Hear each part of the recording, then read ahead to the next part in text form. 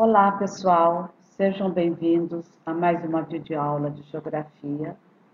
Sou a professora Zilda e hoje iniciaremos o estudo das paisagens vegetais do mundo, que está na apostila 3, módulo 11, que vocês podem acompanhar a partir da página 249. O mapa nos mostra a distribuição da vegetação pela superfície da Terra.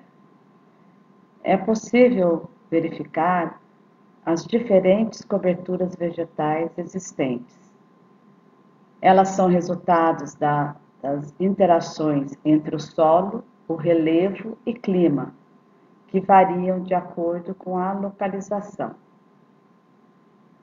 O clima está entre os principais fatores naturais que podem influenciar as características das formações vegetais.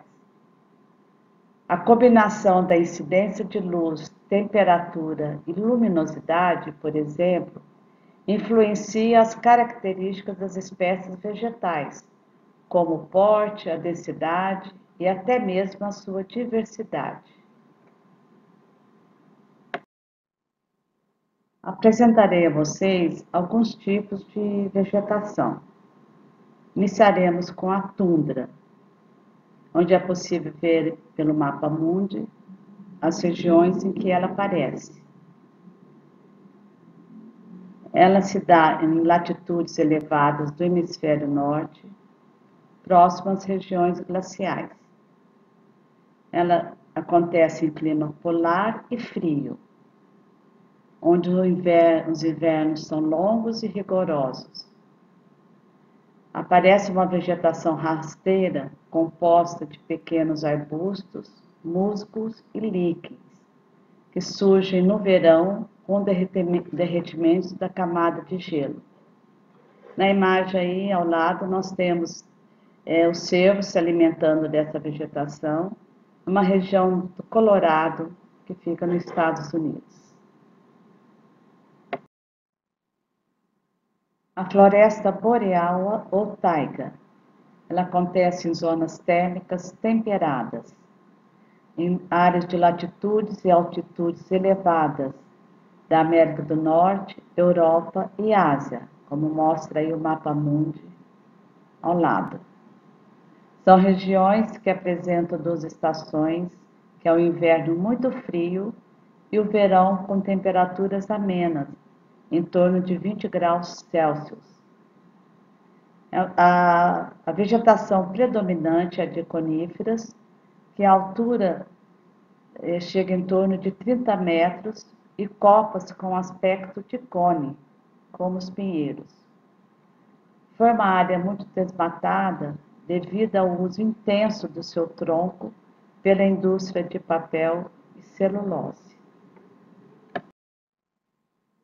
A floresta temperada ela é localizada em áreas das médias latitudes, em que o clima predominante é o clima temperado, que apresenta estações bem definidas, com chuvas bem distribuídas durante todo o ano e verão quente e úmido.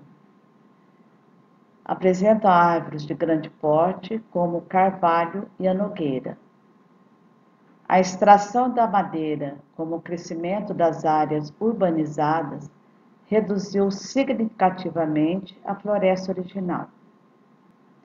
Como vemos aí no mapa ao lado, originalmente a floresta temperada recobria grande parte da Europa, além de áreas do sudeste do Canadá, nordeste dos Estados Unidos e do leste da Ásia.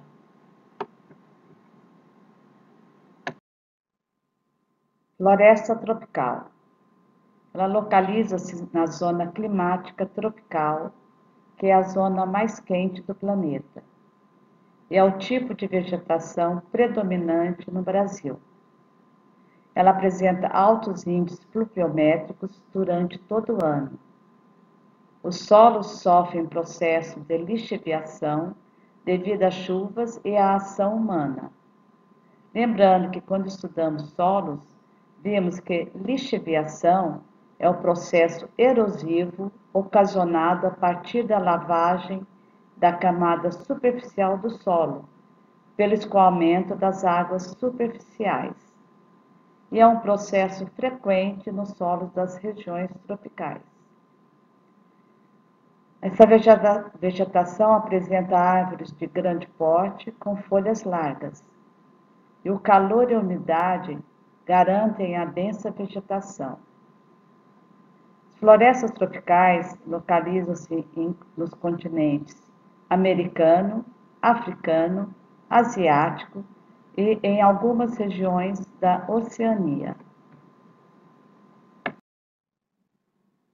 A savana é mais um tipo de vegetação em que ela pode ser encontrada na América do Sul, a África e a Oceania. Ela é adaptada ao clima tropical, em que apresenta duas estações bem definidas, uma seca e outra úmida. Ela é caracterizada pela presença de arbustos, árvores e gramíneas. Seus caules são grossos e raízes são profundas, possibilitando sua sobrevivência em longos períodos de seca. Você já parou para pensar na quantidade de espécies animais e vegetais que existem no planeta? Um estudo realizado em 2011 por 80 pesquisadores de vários países estimou que existam 8,7 bilhões de espécies dividindo o planeta com seres humanos. A maioria dessas espécies ainda não foi classificada ou não foi descoberta. A biodiversidade refere-se à variedade de organismos vivos no nosso planeta, o que inclui espécies de fauna e flora. As regiões tropicais, que estão na zona climática tropical, abrigam mais de 50% da biodiversidade do planeta. É um resultado da combinação entre temperatura, umidade e luminosidade. A retirada da vegetação original impacta a biodiversidade do planeta. Os seres humanos modificam a natureza para atender às suas necessidades. Tem havido, ultimamente, um grande aumento no desmatamento, principalmente em áreas florestais, devido a fatores como grande crescimento populacional, a exploração de madeira pela indústria e as atividades agropecuárias. O Brasil está entre os líderes mundiais em desmatamentos. Entre as consequências da devastação ambiental estão a perda da biodiversidade, tanto de animais quanto vegetais, além do empobrecimento do solo e da aceleração dos processos de erosão. Nas últimas décadas, com o aumento da devastação ambiental, surgiu também a preocupação com os impactos causados por esses processos.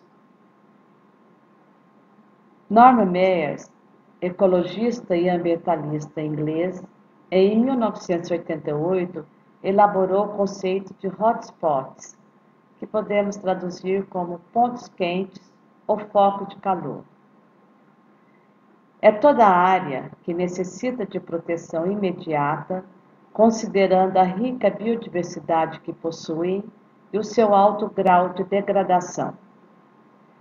O conceito de hotspots é para determinar regiões que precisam de intervenção dos governos a fim de garantir a preservação da biodiversidade. Os critérios utilizados para classificar essa região seriam possuir mais de 1.500 espécies endêmicas, que são aquelas que existem somente em determinada região, e ter perdido mais de 3/4 da vegetação original. Atualmente existem 36 hotspots mundiais, sendo que 2 deles se situam no Brasil, na Mata Atlântica e no Cerrado. O mapa mundi nos mostra os hotspots distribuídos pelo mundo.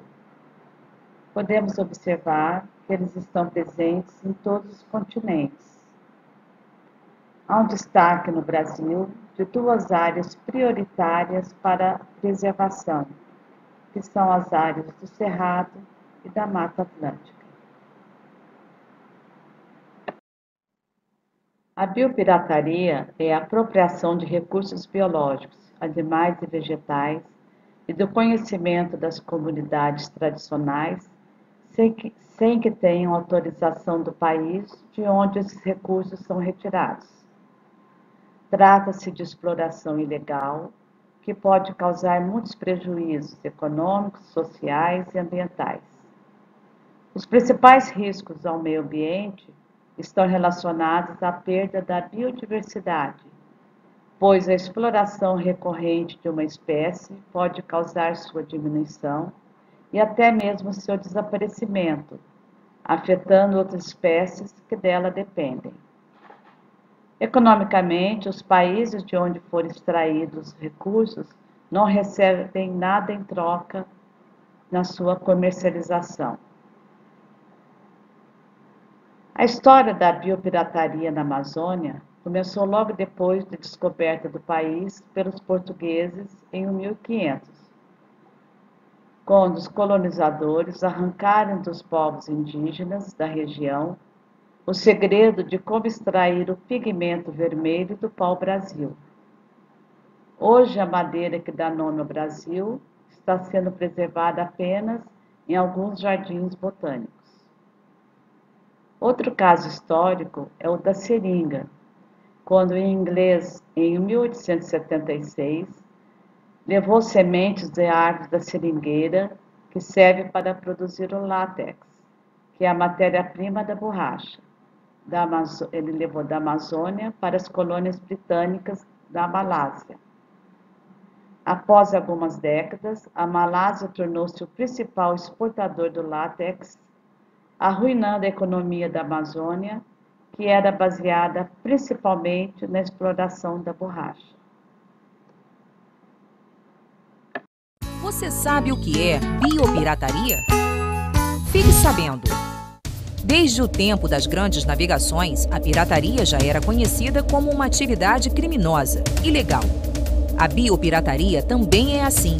Só que os biopiratas da atualidade são pessoas, empresas e instituições científicas que pesquisam, se apropriam e vendem o grande tesouro da biodiversidade. Os biopiratas usam, sem autorização, espécies vivas ou o conhecimento que as populações tradicionais têm sobre elas para produzir e comercializar remédios e outros produtos. No Brasil, quem quiser realizar coletas ou pesquisas em terras públicas, inclusive em terras indígenas, é obrigado a ter uma autorização prévia do Instituto Brasileiro de Meio Ambiente e dos Recursos Naturais Renováveis, o IBAMA. Biopirataria é crime. Bem, pessoal, chegamos ao fim de mais uma videoaula em que estudamos sobre a diversidade das coberturas vegetais existentes no mundo, que está relacionada aos diferentes tipos de clima e de solo encontrados em cada área do planeta. Vimos também que o crescimento populacional e a expansão das atividades econômicas são os principais fatores que contribuem para a devastação das coberturas vegetais originais. A retirada da vegetação original impacta diretamente a biodiversidade do planeta. Na próxima aula, daremos continuidade sobre as paisagens vegetais, focando especificamente o Brasil. Bons estudos, até a próxima aula, espero que tenham gostado.